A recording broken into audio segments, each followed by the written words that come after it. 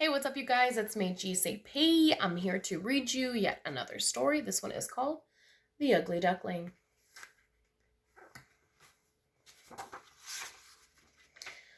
One summer day, a mother's duck eggs began to crack.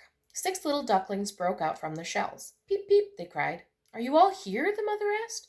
1, 2, 3, 4, 5, 6, she counted. One egg, much bigger than all the others, had not yet hatched. So the mother duck sat and sat on that big egg, and at last it began to crack. Peep, peep, cried the new duckling.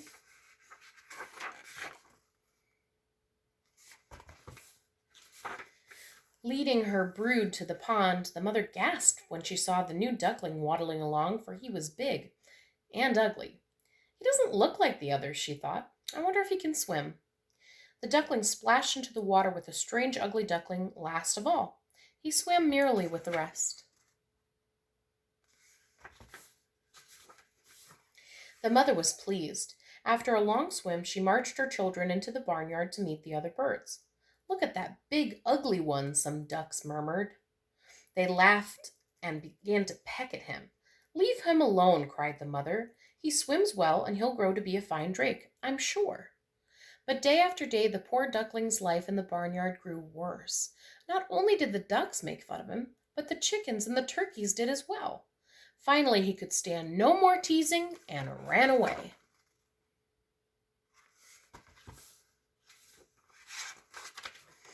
The duckling soon came to the swamp that was surrounded by woods. He fell asleep among the rushes under a friendly moon. The duckling stayed alone in the rushes for 2 whole days. Then 2 wild geese came by wanting to pass the time.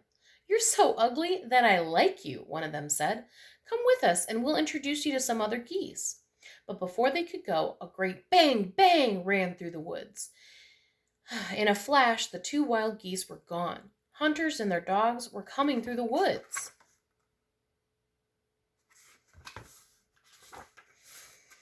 The duckling looked about him. In the distance, he saw an enormous dog with its tongue hanging out of its mouth.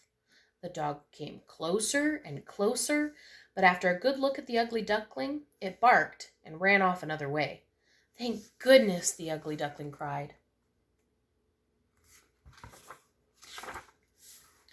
When he was sure it was quite safe, the ugly duckling spread his wings and began to fly away.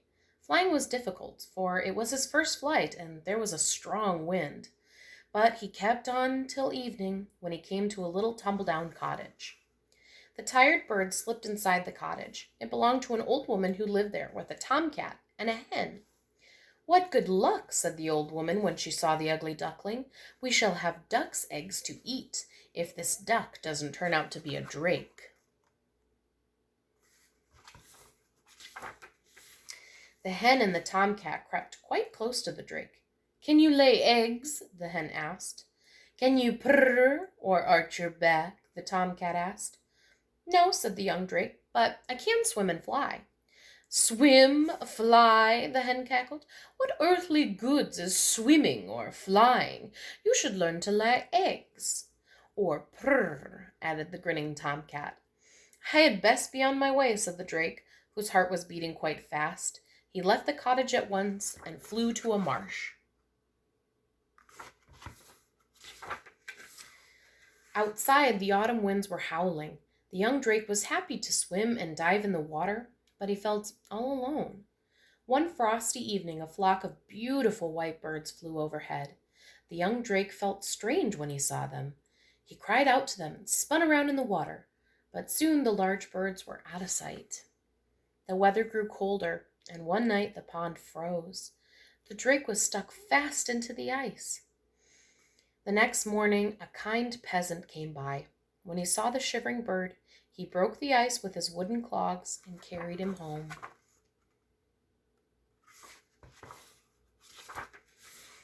The peasant's children wanted to play with the bird, and they began to chase him.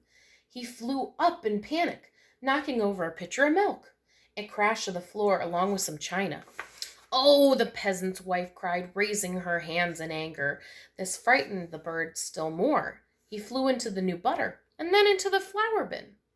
Out of my house before you spoil all the food, the woman cried, and she drove the young drake outdoors again.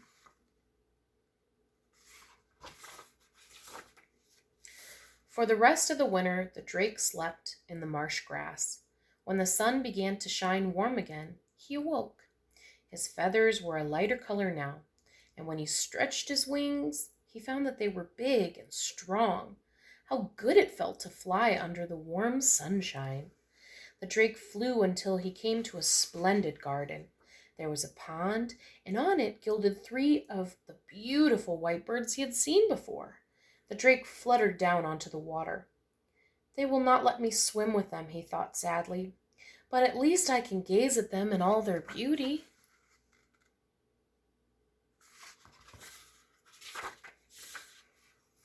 The swans swam closer, and the drake bowed his head as they passed. But there, as he looked into the water, what did he see? A graceful, long-necked white bird looking back at him. And this bird was lovelier than all the others. The drake had been a swan all along, though none had known it. And now all the beautiful swans were gathering around to welcome him.